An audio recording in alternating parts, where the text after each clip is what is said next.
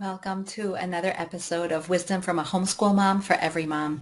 Today I'm going to help you figure out the answer to the question that every mother has. How do you ever get anything done at home when you have young children? And it's a question that I've had to grapple with and figure out a solution for over the last 2 decades of having young children and homeschooling them and working part-time from home and running a busy household. And I'd like to share with you 3 ideas. And the first one is the most fundamental and foundational.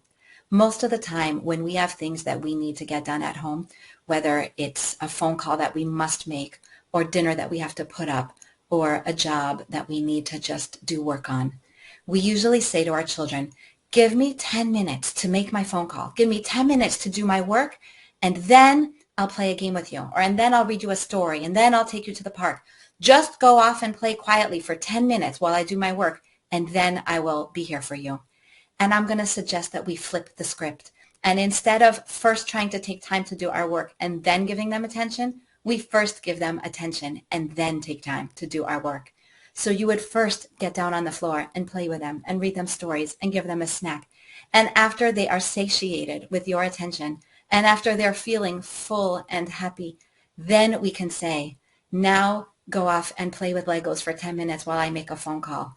Or now can go play outside while I put up dinner. If we first take care of their needs, then it's so much easier to fill ours. And when I was homeschooling children of different ages, I would do this with the younger children first instead of the older. The older children could handle, go off on your own and start your workbooks, work independently, and then I'll come to you. Younger children can't do that. The younger children needed me first. They needed me to first give them attention. They first needed me to work with them, to play with them. And after they were finished, that's when I could say, now you guys build with Legos, I'm going to work with your brother, or I'm going to spend time with your sister. And I would keep alternating that, time with the little ones and then time with the big one while the littlers were alone. And then a little more time with the young ones and then ask them to play by themselves while I work with the olders. And in a way, if you stop and think about how you and I work, we really work the same way, even though we're so much more mature than our children. Imagine if your husband comes home from work after a long day and he says to you, I have to go finish up my work now. When I'm finished with it, then I'll sit down and have dinner with you. That's very different than if he comes home and has dinner with you and talks to you and looks at you and listens to you.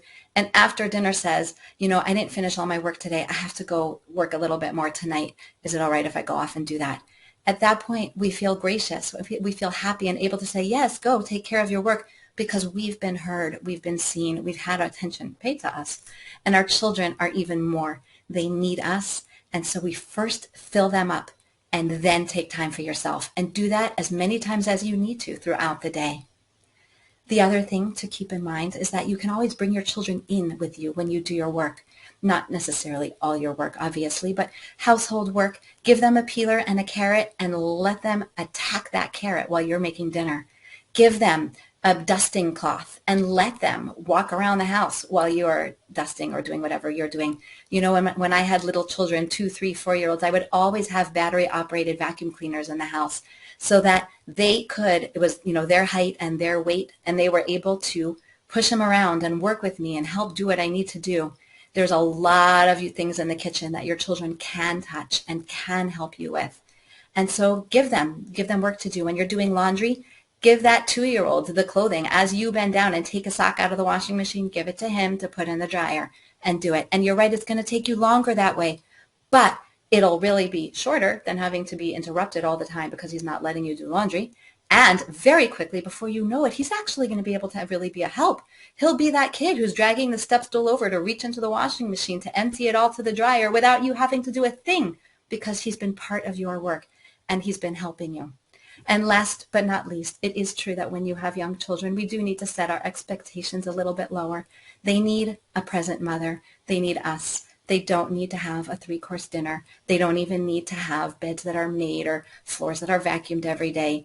We need to sometimes just go back down to the basics. What do my children really need? What's really important for me to get done today? And what would be nice to get done, but it'll be okay if it doesn't. So those are the 3 tips I wanted to share with you of how you can possibly get things done at home when you have little children. Have a wonderful day.